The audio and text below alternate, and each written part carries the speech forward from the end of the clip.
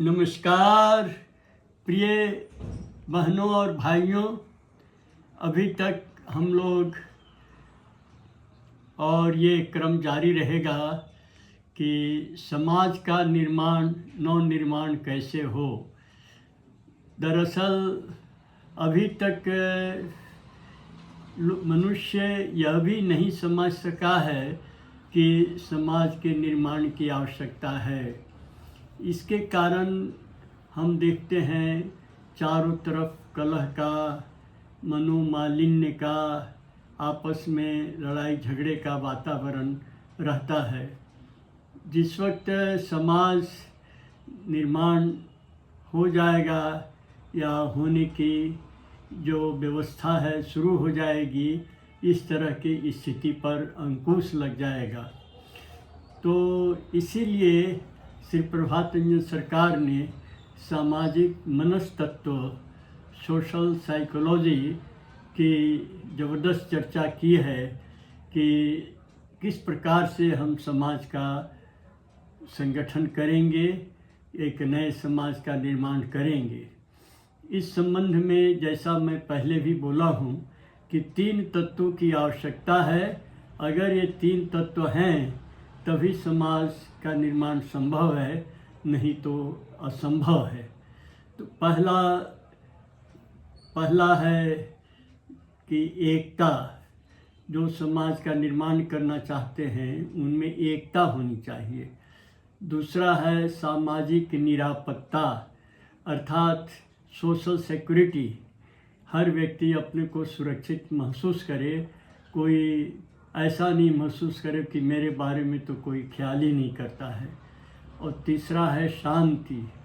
जब समाज के लोग आपस में शांतिपूर्वक रहेंगे तो विघटन नहीं होगा, सामाजिक जो एकता है बरकरार रहेगी, सामाजिक जो संगठन है सुदृढ़ रहेगा।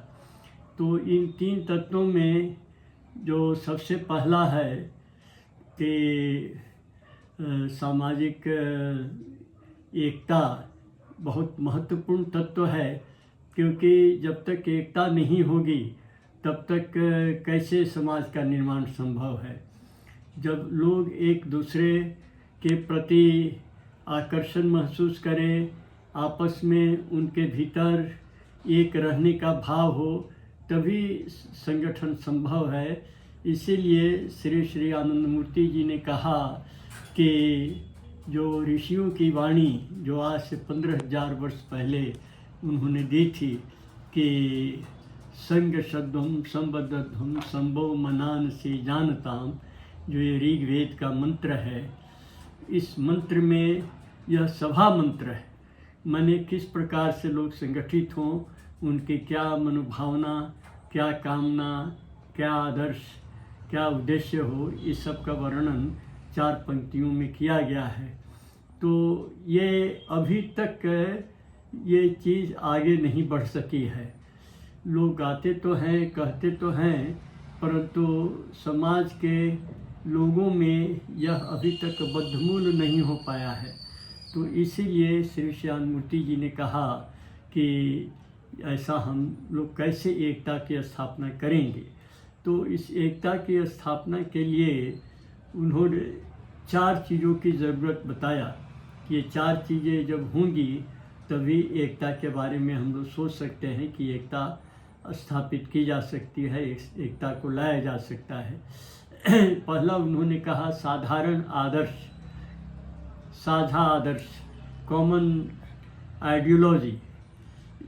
दूसरा उन्होंने कहा जाति भेद विहीन व्यवस्था। तीसरा उन्होंने बताया सामूहिक सामाजिक अनुष्ठान उत्सव। और चौथा उन्होंने बताया चरम दंड व्यवस्था नहीं हो। अर्थात चरम दंड व्यवस्था माने जिसको सिर दंड या मृत्यु दंड कहा जाता है, वह दंड प्रक्रिया में नहीं हो। तो ये 4 को हम लोग धीरे धीरे समझेंगे।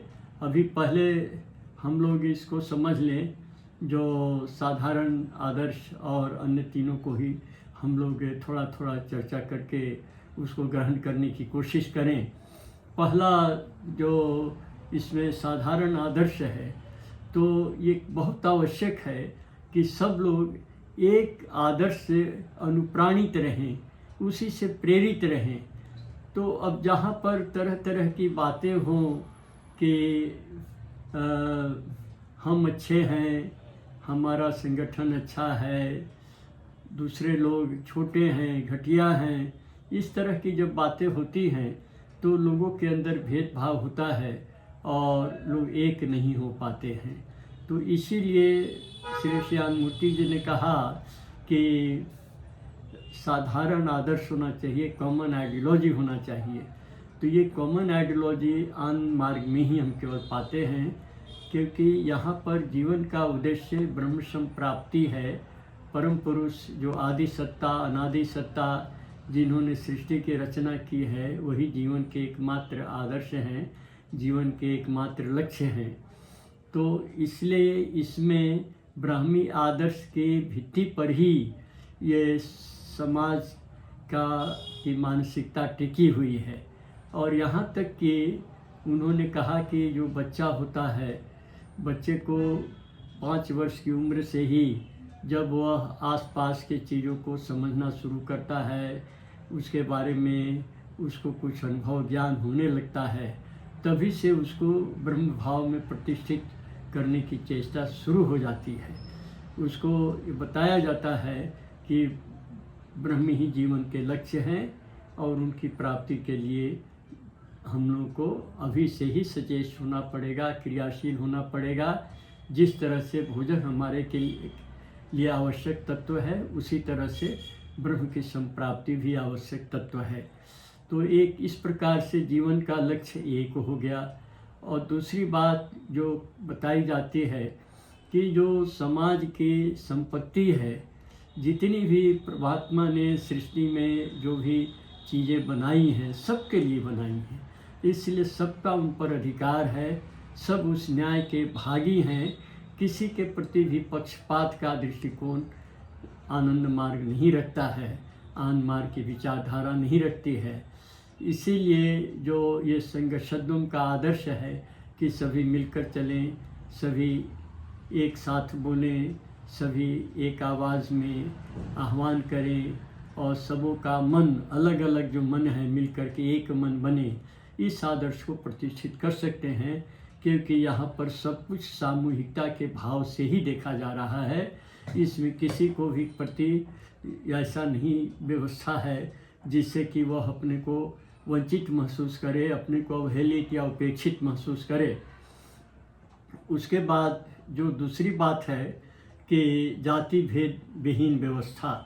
तो जाति भेद तभी होता है जबकि किसी के प्रति हम अन्याय करते हैं।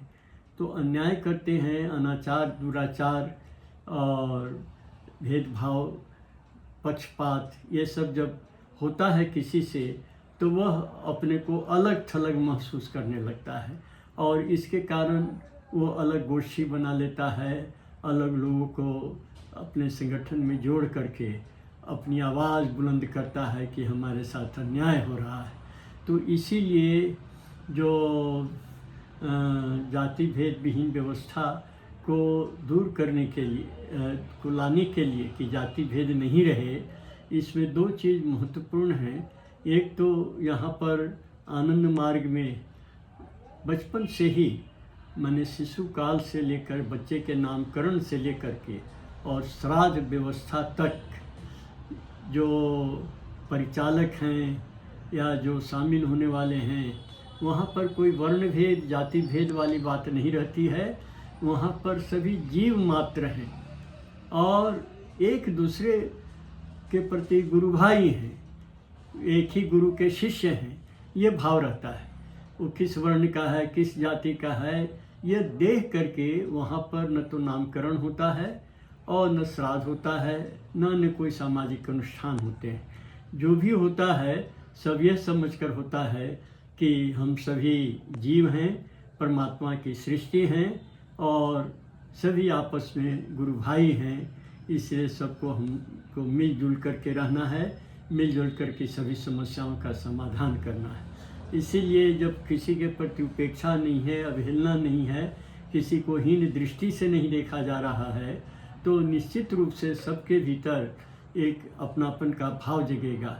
क्योंकि जब सभी एक परमपिता के संतान हैं, परमा प्रकृति के बच्चे हैं, और ये त्रिभुवन स्वदेश है और सभी विश्व नागरिक हैं, ये जब उनके मन के बीच में बद्धमूल हो जाता है तो उसके बाद उनमें कोई वर्ण व्यवस्था या कोई जाति भेद की संभावना नहीं रहती है। जो तीसरी बात है कि सामाजिक उत्सव अनुष्ठान, तो ये आप जानते हैं कि जब कोई उत्सव होता है, अनुष्ठान होता है, जैसे जन्मदिन मनाते हैं लोग, या हम लोग मार्ग में गुरु का जन्मदिन मनाते हैं, आप लोग आपस में अपना जन्मदिन भी मनाते हैं, उसी तरह होली, दशहरा, दिवाली, ये सब जो अनुष्ठान हैं, इसमें कोई जो भाव जड़ता वाली बात या कोई संकीर्णता वाली बात नहीं होती है।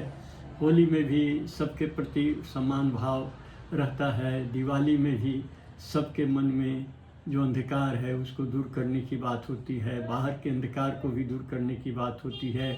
दशहरा में भी जो हमारी हीन वृत्तियाँ हैं, दुष्प्रवृत्तियाँ हैं, उन पर अंकुश लगाने की, अर्थात रावण को समाप्त करने की बात होती है। तो इसीलिए जब अनुष्ठान कोई होता है, कोई उत्सव होता है, तो सभी लोग आपस में मिलजुल करके एक दूसरे के प्रति नज़दीक आते हैं। और अगर अनुष्ठान नहीं हो तो फिर कोई कहीं है, कोई कहीं है, किसी का मेल जोल या एक होना संभव नहीं होता है। इसलिए अनुष्ठान में सभी एक भाव में रहते हैं कि चलो हम दिवाली मना रहे हैं, सभी मिल कर के दिया जलाएं, प्रकाशित करें वातावरण को। इस तरह से सभी अनुष्ठानों में एक एकता का भाव जग जाता है। इसलिए कोई ये नहीं सोचता है कि चलो हमारे साथ तो अन्याय किया गया, हम अपना अलग गोष्ठी बना लें, अलग समुदाय बना लें और अलग ही त्यौहार करें।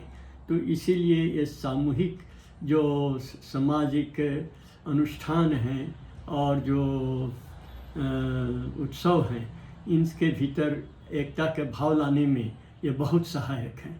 और चौथा जो है कि चरम दंड राहित्य व्यवस्था, कि जब दंड दिया जाता है किसी को और उसमें दो बातें महत्वपूर्ण हैं।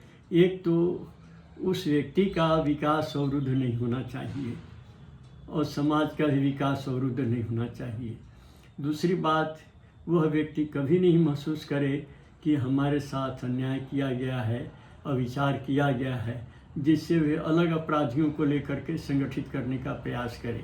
अभी क्या है कि जो दंड दी जाती है तो घर वालों को ही परेशान किया जाता है, लेकिन आनंद मार्ग में जो दंड व्यवस्था है वह उसी व्यक्ति को दंड दिया जाता है जो अपराधी है, और उस दंड में उसको मुख्य रूप से जो सामूहिक कार्यक्रम हैं उससे वंचित किया जाता है। लेकिन उसके घर के सभी लोग कार्यक्रम में आ सकते हैं, उनके प्रति कोई भेदभाव नहीं है।